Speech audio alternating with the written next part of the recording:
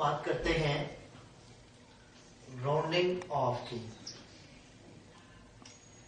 Rounding off यानी हम numbers को किस तरीके से राउंड ऑफ करते हैं, मींस उसके ड्रॉप करते हैं डिजिट्स को, जो हमें डिजायर्ड वैल्यूज चाहिए उसके बाद के जो नंबर्स हैं उनको हम क्या कर देते हैं, ड्रॉप कर देते हैं। तो इसके रूल्स हैं, ठीक है, रूल्स ऑफ राउंडिंग ऑफ। तो जो फर्स्ट रूल है वो क्या है, इफ द डिजिट ड्रॉप्ड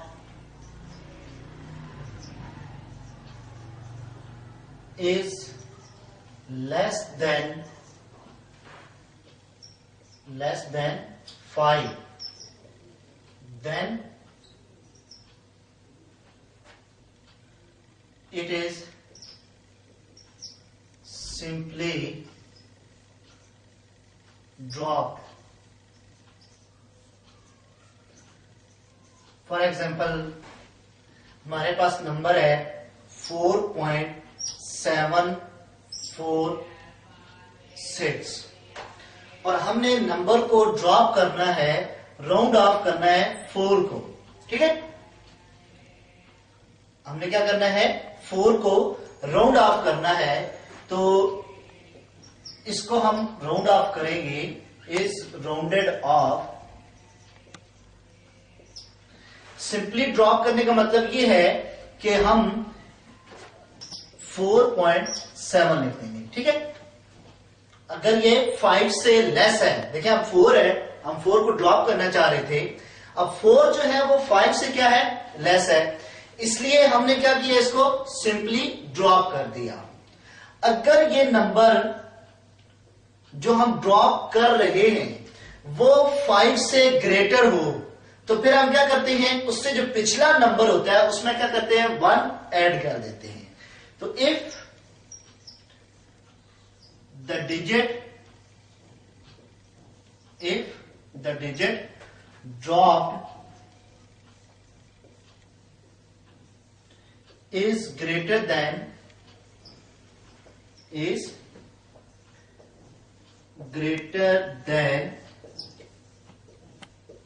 5, अब आप जिस नंबर को ड्रॉप कर रहे हैं वो 5 से ग्रेटर है,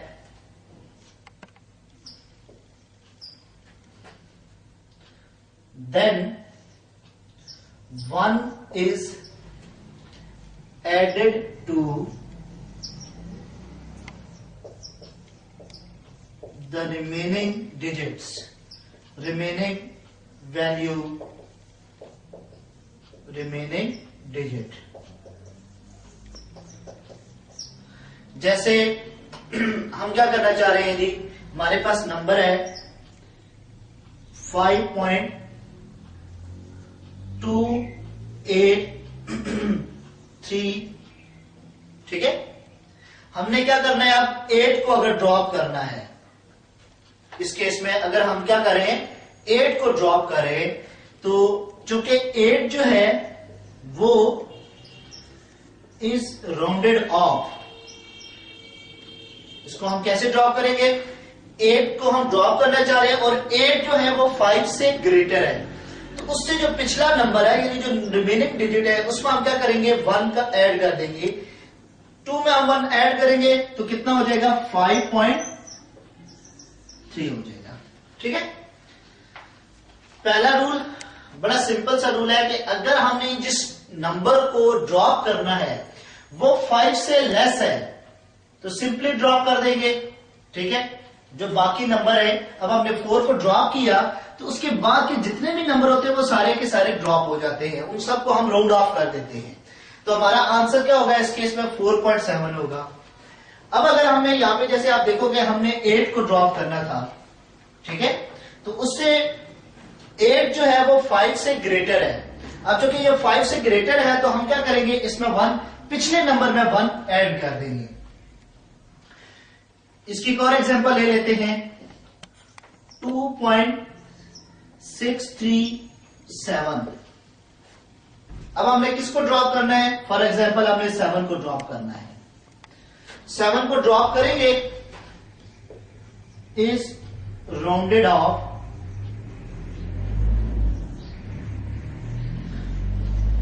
इसको राउंड ऑफ करेंगे तो ये क्या आंसर आएगा? 2.64 आ जाएगा, क्योंकि हमने क्या करना था, पिछले में 1 ऐड कर देना था।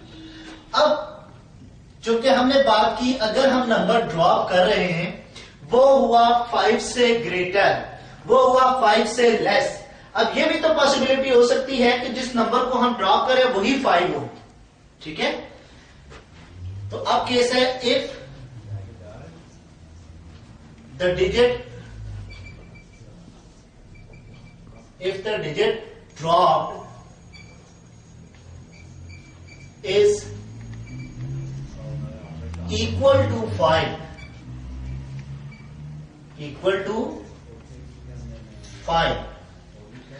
then again यहां पे हम दो केस डिस्कस करेंगे।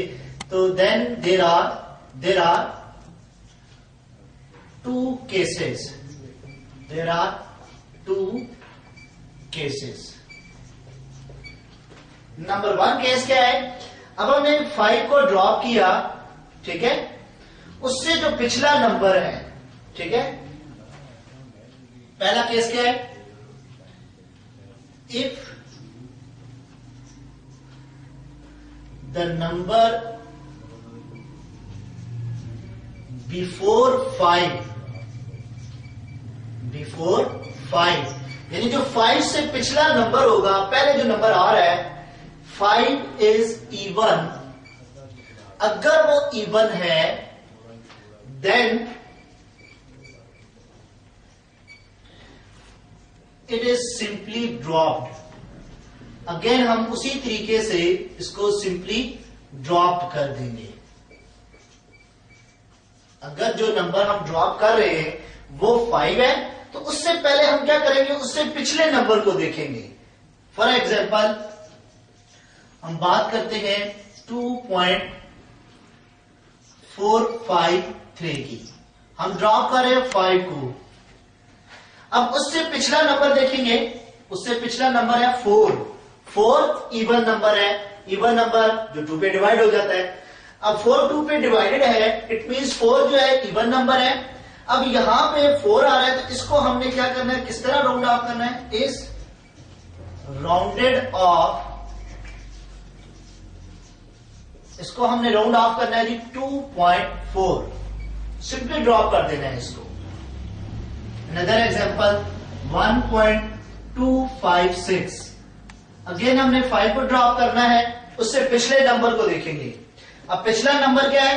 2 है, इसका मतलब है ये ड्रॉप होके 1.2 हो जाएगा। राउंड ऑफ करके जब हम इसको लिखेंगे तो क्या लिखेंगे? 1.2। अब इस पोजीशन पे 5 से पिछले नंबर पे इवन नंबर्स क्या आ सकते हैं? 0 आ सकता है, 2 आ सकता है, 4 आ सकता है, 6 आ सकता है और 8 आ सकता है। 0 2 4 6 8 अगर 5 से पहले आ रहे हैं तो इस नंबर को हम क्या करेंगे? सिंपली ड्रॉप कर देंगे। जैसे यहां पे 1.6593 आ जाए और हमने ड्रॉप करना हो 5 को, तो इसको हम किस तरह राउंड ऑफ करेंगे? 1.6 आ जाएगा। ये इसका जी थर्ड रूल का फर्स्ट पार्ट है, फर्स्ट केस है।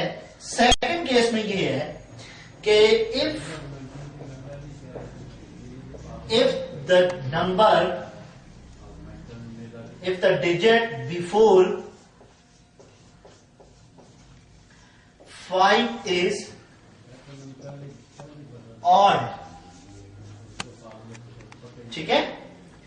If the number before 5 is odd, then क्या केस होगा? 1 is added to the previous number,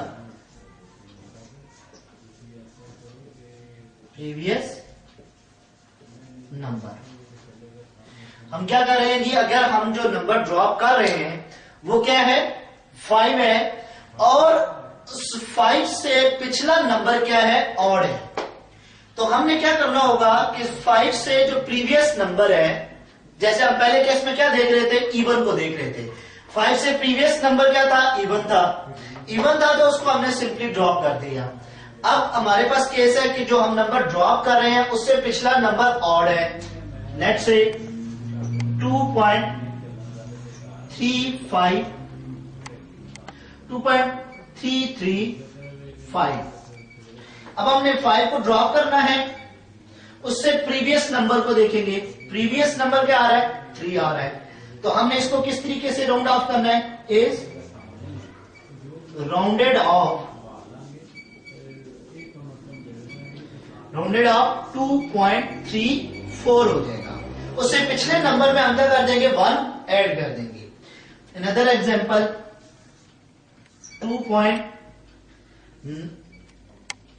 2.7 2.7589। अब हमने इस 5 को ड्रॉप करना था। क्योंकि हमने 5 को ड्रॉप करना है तो उससे पिछले नंबर को देखेंगे। उससे पिछला नंबर क्या आ रहा है, ऑड नंबर आ रहा है, 7 आ रहा है। तो हम क्या करेंगे, इसमें 1 ऐड कर देंगे।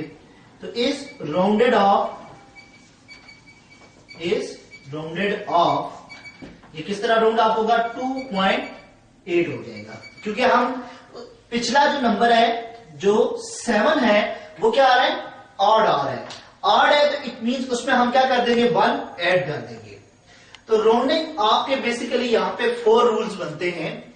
पहला रूल क्या है कि जिस नंबर को हम ड्रॉप कर रहे हैं अगर वो 5 से लेस है, 5 से लेस है तो उसको हमने सिंपली ड्रॉप कर देना है। सिंपली ड्रॉप करने का मतलब ये है, जैसे यहां पे हमने 4 को ड्रॉप करना था तो उससे पिछले जो नंबर्स है एज इट इज हम उसको क्या कर देंगे, लिख देंगे।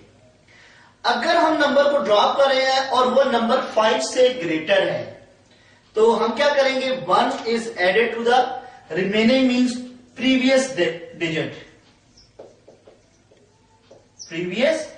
डिजिट। उससे जो पिछला नंबर होगा उसमें हम क्या कर देंगे, 1 ऐड कर देंगे। ठीक है,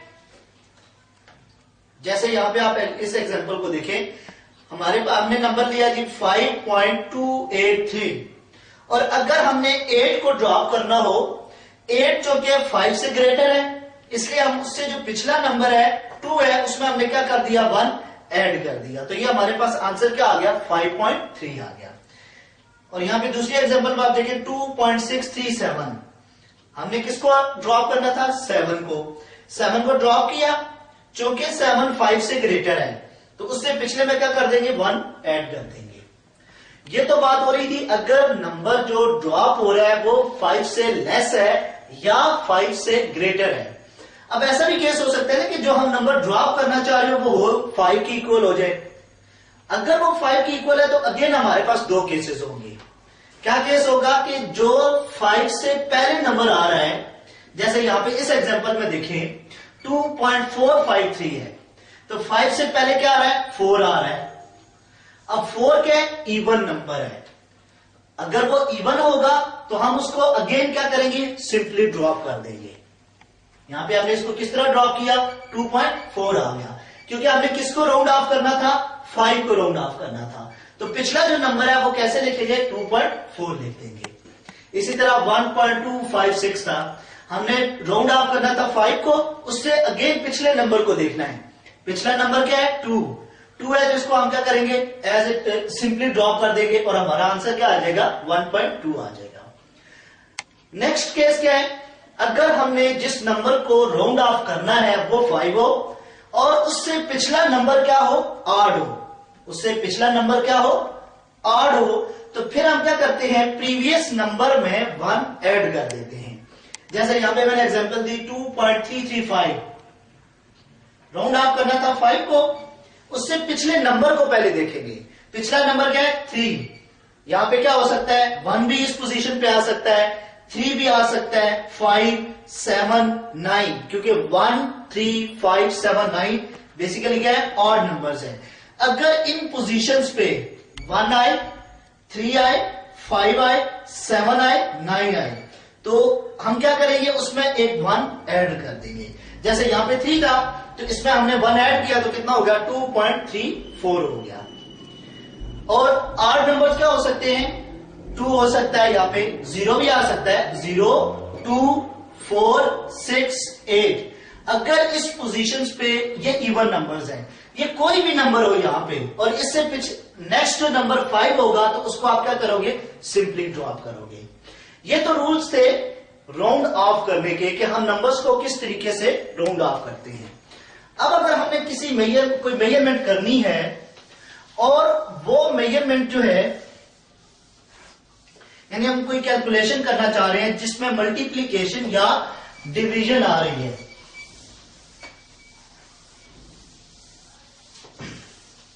तो हम देखते हैं कि हमारे पास जब हम उसको कैलकुलेटर से सॉल्व आउट करते हैं, कैलकुलेट करते हैं, तो हमारे पास जो आंसर आ रहा होता है वो बहुत सारे डिजिट्स आ रहे होते हैं। जैसे यहां पे उसने जो एग्जांपल दी हुई है वो है जी वॉल्यूम ऑफ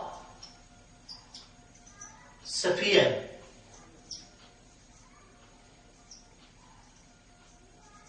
अब वॉल्यूम ऑफ स्फीयर किसकी इक्वल होता है, 4/3 पाई आर क्यूब।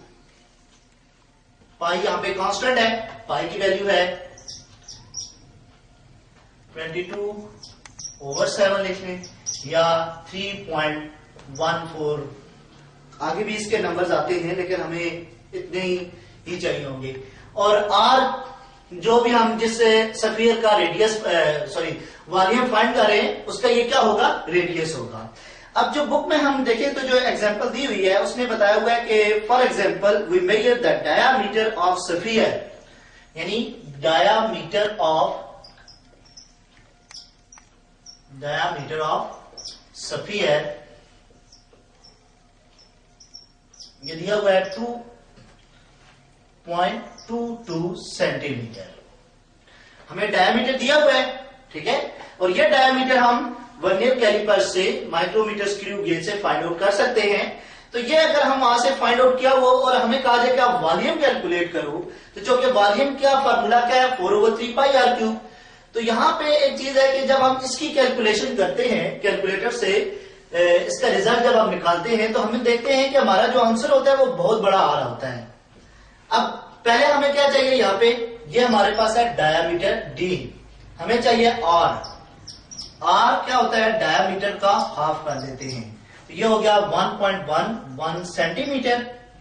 इस फार्मूले में हम पुट करते हैं तो B is equal to 4/3 into 22/7 into r cube करना है, 1.11 होल क्यूब करना है हमने। अब देखें अगर आप इसको कैलकुलेट करो यूजिंग कैलकुलेटर, सिंपल कैलकुलेशंस हैं, तो 5.731025, और ये भी कैलकुलेटर्स पे आप देखेंगे कि चूंकि उस पे भी 8 या 10 डिजिट्स की स्पेस होती है। अगर आपके पास कोई ऐसा, जैसे हम इसको कंप्यूटर पे सॉल्व आउट करते तो हमारे पास ये डिजिट्स क्या होते, ये सो ऑन का केस होता। पर अगर हम इतने भी डिजिट्स लिख लें तो हमारा जो वॉल्यूम है इस केस में वो इतना नहीं होना चाहिए। अब इसका तरीका क्या होगा कि हमने इसको कैसे लिखना है, कितने नंबर्स रखने हैं, कितने नंबर्स को हमने राउंड ऑफ करना है, तो वो हम यूज करेंगे सिग्निफिकेंट का आइडिया। अब देखेंगे 4 और 3 तो कांस्टेंट है इस केस में, पाई भी कांस्टेंट है, तो वॉल्यूम ऑफ स्फीयर जो है वो डिपेंड कर रहा है आर पे। वॉल्यूम ऑफ स्फीयर डिपेंड कर रहा है आर पे, मतलब कि आर को अगर हम चेंज करते हैं तो वॉल्यूम चेंज होगा। आर को अगर हम जितना बड़ा करते जाएंगे उसका डेफिनेटली वॉल्यूम क्या होता जाएगा, इंक्रीज होता जाएगा। आर को कम करोगे वॉल्यूम क्या होगा, डिक्रीज होगा। इट मींस कि जो वॉल्यूम ऑफ स्फीयर है वो आर पे डिपेंड कर रहा है। अब हम देखते हैं कि आर में नंबर ऑफ सिग्निफिकेंट कितने बनते हैं। ये रूल्स हमने अभी डिफाइन किए थे, तो आप गौर करें कि इसमें क्या आ रहे हैं, 3 नंबर ऑफ सिग्निफिकेंट आ रहे हैं। तो हमारा जो आंसर है वॉल्यूम, उसमें भी कितने नंबर ऑफ सिग्निफिकेंट होने चाहिए, 3 नंबर ऑफ सिग्निफिकेंट होने चाहिए। अब इसका मतलब है कि हमारा आंसर क्या होना चाहिए, 5.7। और ये नंबर, अब चूंकि हम क्या कर रहे हैं, 1 को राउंड ऑफ कर रहे हैं यहां पे, तो अगेन आपने यहां पे क्या करना है, राउंड ऑफ के जो रूल्स है वो अप्लाई करने हैं। तो जो कि हम 1 को राउंड ऑफ कर रहे हैं और 1 जो है वो 5 से लेस है, तो आंसर क्या बना फिर इस केस में 5.73 क्यूबिक सेंटीमीटर। जो भी हम कैलकुलेशन कर रहे हैं उसमें जो भी मेजरमेंट्स आ रही हैं, ठीक है, 4/3 जैसे वॉल्यूम को हमने कैलकुलेट किया, तो आपने देखना है कि वो जो मेजरमेंट हम कैलकुलेट कर रहे हैं वो किस किस पे डिपेंड कर रही है। अब अभी हमने जो केस डिस्कस किया वो सिर्फ आर पे डिपेंडेंस थी इसकी। अब हम नेक्स्ट जो एक और एग्जांपल यहां पे हम एक और एग्जांपल की बात करते हैं। यह है जी for mass of same sphere, यानी वॉल्यूम हमने कैलकुलेट कर लिया 5.73 आ गया। उस स्फीयर का जो मास था, मास ऑफ स्फीयर, ये यहां पे गिवन है 71.60 ग्राम। ठीक है जी। अब वो कह रहे हैं कि जी बताएं इस स्फीयर की डेंसिटी क्या होगी, density of sphere, density of sphere क्या होगी। तो डेंसिटी का जो हमारे पास फार्मूला है वो क्या है, मास पर यूनिट वॉल्यूम, मास पर यूनिट वॉल्यूम। वॉल्यूम हमने कैलकुलेट कर लिया और जो मास हमारे पास वो अगर आप देखिए तो वो हमें गिवन दिया हुआ है 71.60 ग्राम। तो 71.60 जी ओवर 5.73 क्यूबिक सेंटीमीटर। जब आप कैलकुलेटर से इसको, सिंपल कैलकुलेशन है, जब आप सॉल्व आउट करोगे तो इसका जो आंसर आएगा वहां पे वो भी ये क्या होंगे, एक से ज्यादा डिजिट्स होंगे। जैसे यहां पे 12.495637, ठीक है। और यूनिट क्या बनेगी, ग्राम पर क्यूबिक सेंटीमीटर, ग्राम पर क्यूबिक सेंटीमीटर इसकी यूनिट होगी। अब आप देखिए अगेन हमने इतने डिजिट्स नहीं लिखने आंसर में, ठीक है। जो डेंसिटी है वो चूंकि मास पे भी डिपेंड कर रही है और वॉल्यूम पे भी डिपेंड कर रही है। अगर आप देखिए कि मास को अगर आप देखिए तो 71.60 आ रहा है, इसमें नंबर ऑफ सिग्निफिकेंट कितने हैं, 4, और वॉल्यूम में नंबर ऑफ सिग्निफिकेंट फिगर्स कितने हैं, 3। अब मास में 4 है, वॉल्यूम में 3 है, तो जो हमारा फाइनल आंसर है, चूंकि हम इसको क्या कर रहे हैं, डिवाइड कर रहे हैं, ठीक है। उससे पहले के केस में हम क्या कर रहे थे, मल्टीप्लाई कर रहे थे। तो चाहे हम कैलकुलेशंस में नंबर्स को डिवाइड करें या हम नंबर्स को मल्टीप्लाई करें, दोनों केसेस में हमने क्या करना होगा, आंसर में उतने नंबर ऑफ सिग्निफिकेंट फिगर्स लिखने होंगे जो सबसे लीस्ट होंगे।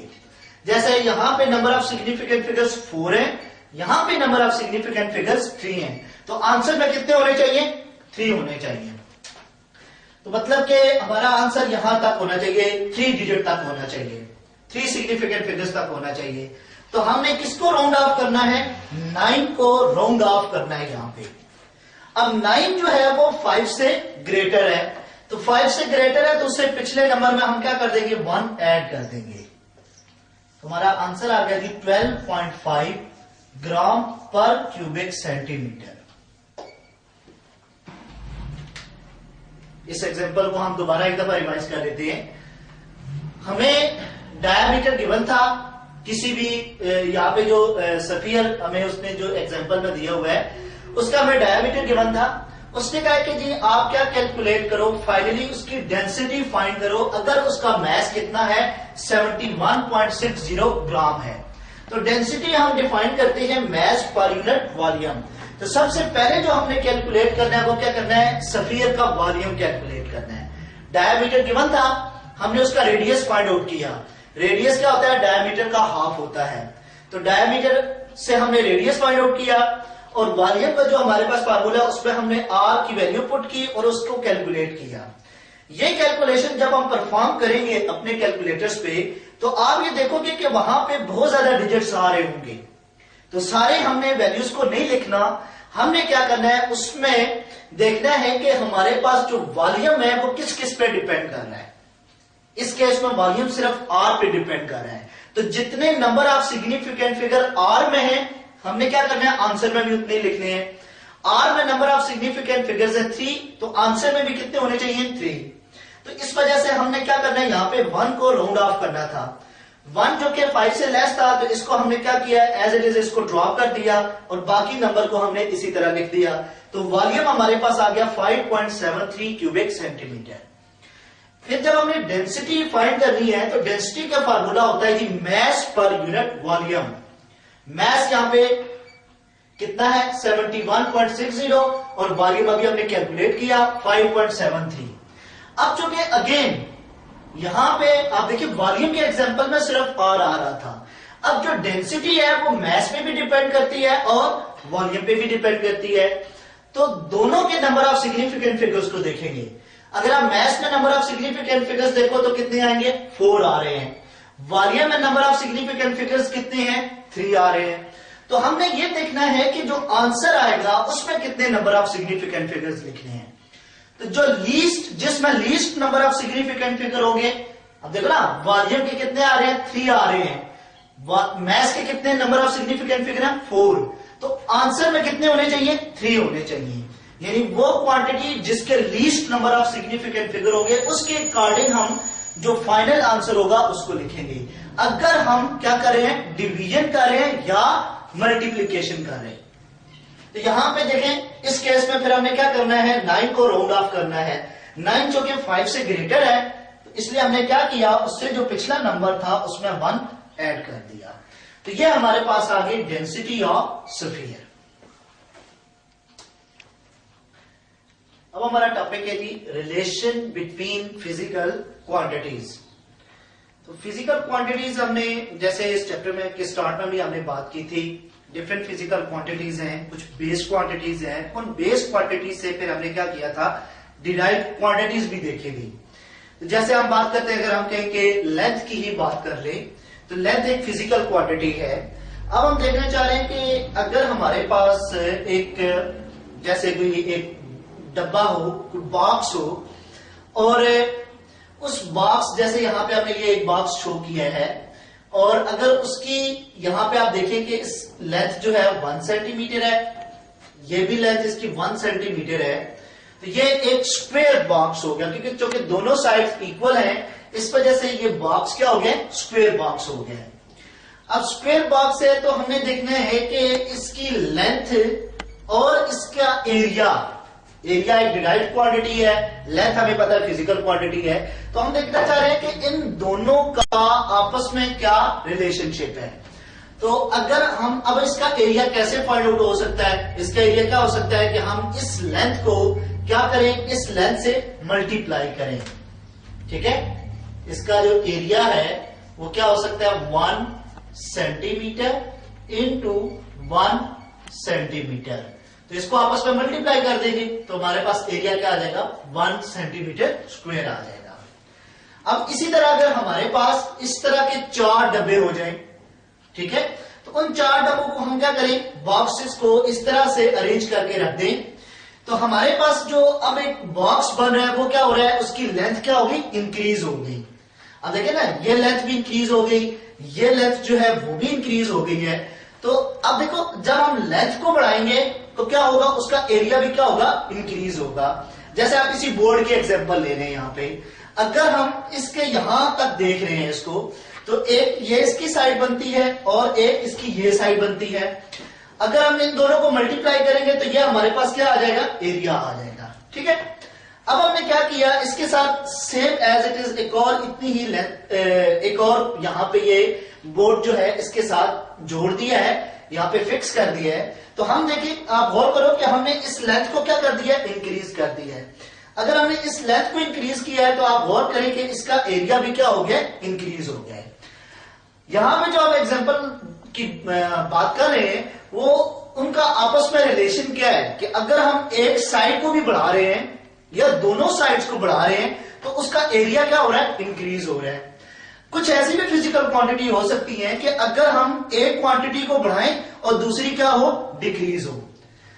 उसकी भी हम नेक्स्ट एग्जांपल करते हैं, लेकिन अभी हम जो बात कर रहे हैं, चूंकि हम एक स्क्वायर बॉक्स की बात कर रहे हैं, हमने दोनों साइड्स को बढ़ाया तो क्या हुआ, एरिया भी इंक्रीज हो गया। अब आप यहां पे देखिए कि इस केस में एरिया क्या बनता है, 2 सेंटीमीटर इंटू 2 सेंटीमीटर, यह आ जाएगा 4 सेंटीमीटर स्क्वायर हो जाएगा। इस साइड को हमने क्या किया, इस साइड से मल्टीप्लाई कर दिया। क्योंकि हमने इस बड़े बॉक्स को किस तरह हमने ये बनाया कि जो 4 स्मॉल बॉक्सेस थे उनको आपस में इस तरह अरेंज कर दिया। तो इसका एरिया हम इस तरह भी देख सकते हैं ना, क्या देखो कि ये तो होगी 1 सेंटीमीटर, ये भी हो गया 1 सेंटीमीटर, तो इसका एरिया कितना होगा, 1 सेंटीमीटर स्क्वायर होगा। इसका एरिया भी कितना होगा, 1 सेंटीमीटर स्क्वायर होगा। इसका भी एरिया 1 सेंटीमीटर स्क्वायर, इसका भी एरिया 1 सेंटीमीटर स्क्वायर। तो टोटल एरिया कैसे आ सकता है कि हम इन सबको आपस में क्या कर दें, ऐड अप कर दें। फिर अब अगर हमारे पास क्या हो जाए, 9 बॉक्स आ जाए हमारे पास, उनको हम क्या कर सकते हैं, इस तरह अरेंज करके एक बड़ा बॉक्स बना सकते हैं। तो अब हमने लेंथ को भी बढ़ा दिया, दोनों लेंथ को क्या कर दिया, इंक्रीज कर दिया है। तो क्या होना चाहिए, इसका एरिया भी क्या होना चाहिए, इंक्रीज होना चाहिए। इस केस में अगर आप देखें तो एरिया क्या बनेगा, 3 सेंटीमीटर इंटू 3 सेंटीमीटर, ये कितना आ जाएगा, 9 सेंटीमीटर स्क्वायर आ जाएगा। यानी ये जो टोटल एरिया बनेगा ये कितना होगा, 9 सेंटीमीटर स्क्वायर होगा। अगेन आप इसको क्या कर सकते हो, ये जो कि 9 स्मॉल बॉक्सेस है, एक का एरिया 1 सेंटीमीटर स्क्वायर है, बल्कि हर एक का एरिया कितना है, 1 सेंटीमीटर स्क्वायर है। तो इन सब को हम क्या करेंगे, 9 टाइम ऐड कर देंगे, तो तब भी हम क्या कर सकते हैं, इसका एरिया बता सकते हैं। अब हम इस केस को क्या करते हैं, जनरलाइज करते हैं। अगर हमारे पास स्क्वायर बॉक्स है, क्या है, स्क्वायर बॉक्स है, तो स्क्वायर बॉक्स के केस में जो लेंथ हम डिफाइन करें, लेंथ ऑफ बॉक्स, उसको हम L कर लेते हैं, जनरलाइज कर लेते हैं। L 1 सेंटीमीटर भी हो सकता है, 2 भी हो सकता है, 4 भी हो सकता है, L सेंटीमीटर, ठीक है। तो एरिया ऑफ द बॉक्स क्या हो जाएगा, L इंटू L, यानी कि area is equal to L square हो जाएगा, ठीक है। तो ये हमारे पास केस है, दो फिजिकल क्वांटिटीज है, एरिया और लेंथ। तो ये हमने देखे कि ये हमने रिलेशन इसमें डिराइव किया है कि एरिया जो है वो लेंथ के स्क्वायर के इक्वल है। लेंथ का अगर हम क्या करें, स्क्वायर लें, तो वो हमारे पास क्या आएगा, बेसिकली एरिया आएगा। तो ये हमने एग्जांपल जो दी है यहां पे, इस एग्जांपल में हमने ये शो किया है कि अगर हम एक क्वांटिटी, फिजिकल क्वांटिटी को इंक्रीज करते हैं तो दूसरी भी फिजिकल क्वांटिटी क्या होती है, इंक्रीज होती है। अब हम एक और एग्जांपल की बात करते हैं जिसमें हम ये शो करते हैं कि अगर हम एक क्वांटिटी को इंक्रीज कर रहे हैं तो दूसरी क्वांटिटी क्या हो रही है, डिक्रीज हो रही है।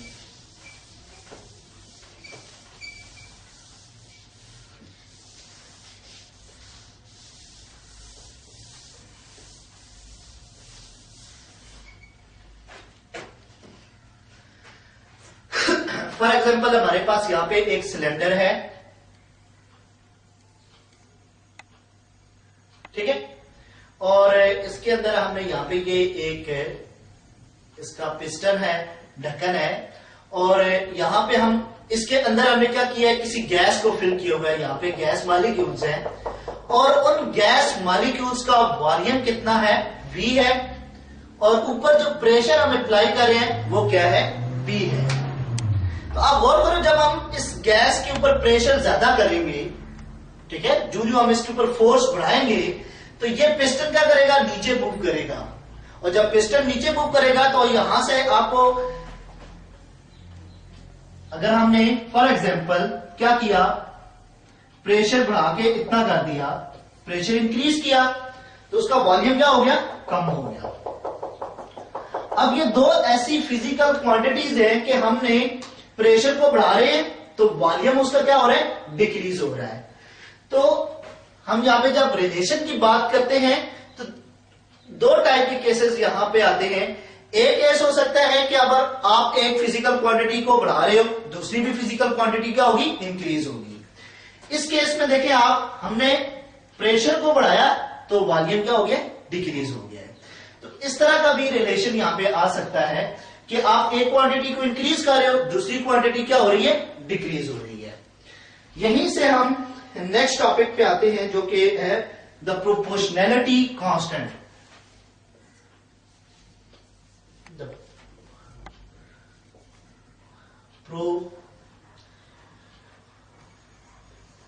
प्रोपोर्शनैलिटी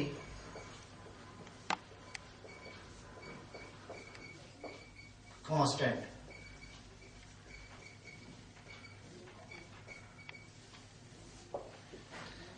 इसी एग्जांपल को आप देखो, हमने प्रेशर बढ़ाया, वॉल्यूम डिक्रीज हुआ।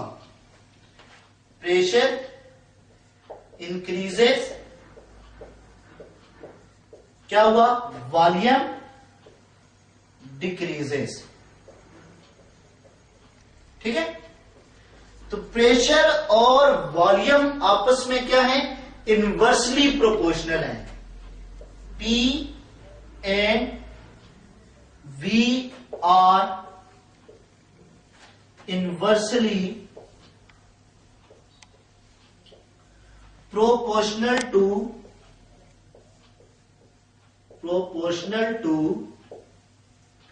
each other। एक दूसरे के साथ क्या है, ये इनवर्सली प्रोपोर्शनल है, क्योंकि अगर हम प्रेशर बढ़ा रहे हैं तो वॉल्यूम क्या हो रहा है, कम हो रहा है। अगर एक फिजिकल क्वांटिटी हम बढ़ाई और दूसरी फिजिकल क्वांटिटी क्या हो, डिक्रीज हो, तो दोनों क्या होंगे, आपस में इनवर्सली प्रोपोर्शनल होंगे। अब ये भी केस हो सकता है कि हम एक फिजिकल क्वांटिटी को इंक्रीज करते हैं, दूसरी फिजिकल क्वांटिटी भी क्या होती है, इंक्रीज होती है। जैसे अभी हमने एग्जांपल भी देखी थी कि हमने क्या किया, लेंथ इंक्रीज की, लेंथ इंक्रीजेस, तो क्या हुआ, एरिया इंक्रीजेस, एरिया भी क्या होगा, वहां पे इंक्रीज करेगा। ठीक है, अगर हमने क्या किया, लेंथ को इंक्रीज किया तो एरिया भी क्या होगा, इंक्रीज होगा। तो area and length of square box, area and length of square box are directly proportional to each other।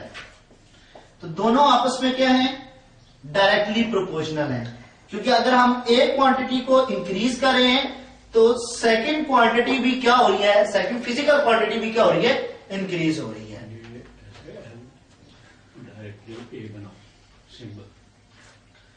तो प्रोपोर्शनल के साइन को हम इस तरह लिख सकते हैं कि ए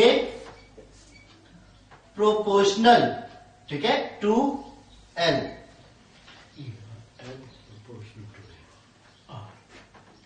और ये भी हो सकता है कि एल प्रोपोर्शनल टू ए। यहां पे भी आप देखें कि क्या हो सकता है कि अब ये ध्यान में रखना है कि चूंकि V और P इनवर्स प्रोपोर्शंस हैं, इसके केस में तो हमने डायरेक्ट इस तरह लिख दिया। अब अगर हमें ये लिखना है V प्रोपोर्शनल टू, अब इनवर्स है तो 1/P लिखेंगे, या हम ये लिख सकते हैं P प्रोपोर्शनल टू 1/V लिखेंगे। ठीक है, ये इनवर्सली प्रोपोर्शनल, तो ये इसके मीनिंग जो बनते हैं वो इनवर्सली प्रोपोर्शनल के बनते हैं। इनवर्सली प्रोपोर्शनल के साइन में कि केस में हम क्या करेंगे, एक क्वांटिटी 1/, की फॉर्म में करके लिखेंगे। ठीक है, यानी V प्रोपोर्शनल टू 1/P या P प्रोपोर्शनल टू 1/V। इसके मीनिंग है इनवर्सली प्रोपोर्शनल। और अगर दोनों सेम तरीके से लिखे जाएं तो इट मीन्स कि ये दोनों आपस में क्या है, डायरेक्टली प्रोपोर्शनल हैं। अब हम यहां पे एक टेबल डिस्कस करते हैं और उस टेबल से हम एक जो रिलेशन है वो बनाने की कोशिश करते हैं कि वो डायरेक्ट है, इनवर्स प्रोपोर्शंस है, और उसका फाइनल क्या रिजल्ट आएगा। ये हमारी बुक में एक टेबल दिया हुआ है यहां पे। उसी टेबल की मदद से हम क्या करते हैं, दो फिजिकल क्वांटिटीज में रिलेशन को देखते हैं कि वो किस तरह का रिलेशन है। टाइम और डिस्टेंस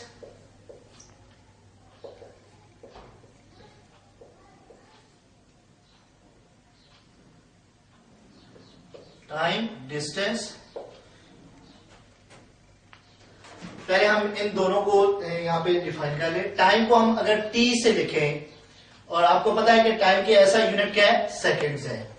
डिस्टेंस को अगर हम एस से डिफाइन करें, डिस्टेंस को हम एस से डिफाइन करें और उसकी यूनिट क्या हो, मीटर हो, तो हम जैसे यहां पे वो कह रहा है कि अगर टाइम 5 सेकंड्स है, यानी ये कोई बॉडी हो सकती है जिसके हम डिस्टेंस को टाइम के साथ देख रहे हैं कि अगर जैसे 50 मीटर का उसने डिस्टेंस क्या किया है, 5 सेकंड्स में कवर किया है। फिर 100 मीटर्स का डिस्टेंस जो है उसमें उसने 10 सेकंड्स लिए, 150 उस पे उसने 15, 200 उस पे 20 एंड सो ऑन। ये हम देख रहे हैं कि कार है जो क्या कर रही है, वो डिस्टेंस जो कि वो कवर कर रही है। तो आप वैसे भी आप देखो कि जो डिस्टेंस ज्यादा होगा उसके लिए जो टाइम चाहिए होगा वो भी क्या हो जाएगा, इंक्रीज करेगा। जो हम डिस्टेंस अगर आप देखें कि दो पॉइंट्स के दरमियान हम डिस्टेंस बढ़ाएंगे तो उसके लिए जो टाइम लगेगा वो भी क्या होगा, इंक्रीज होता जाएगा, ज्यादा टाइम चाहिए होगा उसको कवर करने के लिए। तो हम एक क्वांटिटी डिफाइन कर रहे हैं यहां पे S/T, distance divided by time. Distance को हम मीटर्स में मेजर कर रहे हैं, टाइम को सेकंड्स में। तो वो जो क्वांटिटी है उसकी जो यूनिट बनी, ऐसा यूनिट बनी, वो क्या बनी, मीटर पर सेकेंड। अब आप देखें 50 डिवाइडेड बाई 5 10 आएगा, 100 डिवाइडेड बाई 10 10 आएगा, 150 डिवाइडेड बाई 15 10 आएगा, 200 डिवाइडेड बाई 20 क्या आ रहा है, 10 आ रहा है। तो आप जरा गौर करें कि इन दो फिजिकल क्वांटिटीज जो हैं उनको अगर हम आपस में डिवाइड कर रहे हैं तो एक कांस्टेंट आ रहा है, ठीक है। तो एक तो पॉइंट हमारे पास ये क्लियर हो रहा है इससे कि जो हम डिस्टेंस बढ़ा रहे हैं टाइम भी क्या हो रहा है, इंक्रीज होता जा रहा है। इसका मतलब यह हुआ कि S और T आपस में डायरेक्टली प्रोपोर्शनल है। S और T क्या है, आपस में डायरेक्टली प्रोपोर्शनल है। तो अगर हमारे पास ये दोनों डायरेक्टली प्रोपोर्शनल हैं, जब भी हम प्रोपोर्शनल के साइन को, जब भी हम प्रोपोर्शनल के साइन को इक्वल में लिखें, ठीक है, तो सम कांस्टेंट आता है। जैसे हमारे केस में कांस्टेंट क्या आ रहा है, 10 आ रहा है, 10 इंटू टी, ठीक है। इस केस में क्या आ रहा है, 10 आ रहा है। और अगर हमने इसको जनरली लिखते, हमें ये टेबल ना होता तो फिर हम इसको किस फॉर्म में लिखते, S is equal to some constant K into T. और लेटर ऑन नेक्स्ट चैप्टर में हम देखेंगे कि ये जो T है ये बेसिकली क्या होगी, स्पीड के इक्वल आएगी, ठीक है। तो यहां पे ये जो प्रोपोर्शनैलिटी कांस्टेंट आ रहा है K आएगा जब भी हम प्रोपोर्शनल के साइन को इक्वल के साइन में लिखते हैं। तो हम क्या करते हैं, यहां पे एक प्रोपोर्शनैलिटी कांस्टेंट इंट्रोड्यूस करते हैं। इसको हम क्या कहेंगे, इस K को क्या डिफाइन करेंगे, प्रोपोर्शनैलिटी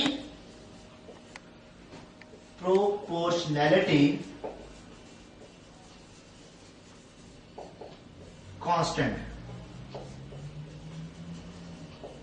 इस K को हम क्या डिफाइन करेंगे, प्रोपोर्शनैलिटी कांस्टेंट डिफाइन करेंगे। तो अब हम इस प्रोपोर्शनैलिटी कांस्टेंट को की डेफिनेशन यहां पे लिखते हैं कि ये प्रोपोर्शनैलिटी जो कांस्टेंट है इसकी क्या डेफिनेशन बनती है।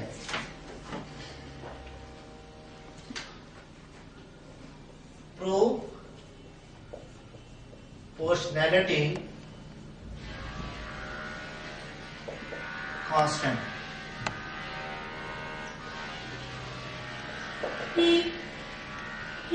If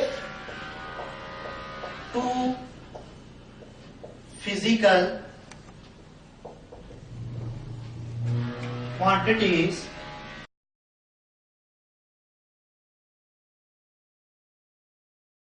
are,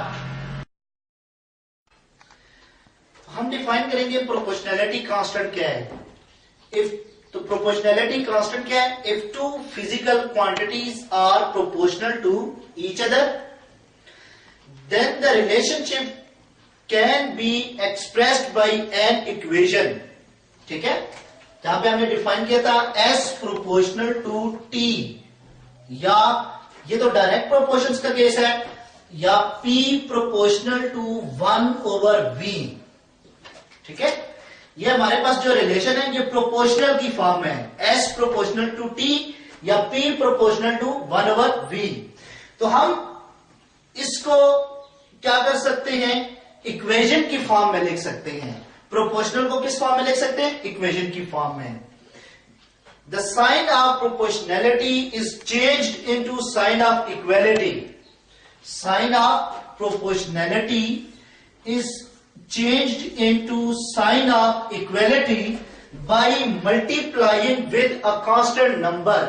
यहां पे जैसे अगर हम डिफाइन करें कांस्टेंट नंबर k हो तो k इंटू टी, तो इस k को हम क्या कहेंगे? प्रोपोर्शनैलिटी कांस्टेंट कहेंगे. इस केस में p is equal to k over v की फॉर्म में हम लिख सकते हैं. तो ये जो k आ रहा है यहां पे, इसे हम क्या कहते हैं? कांस्टेंट ऑफ प्रोपोर्शनैलिटी कहते हैं.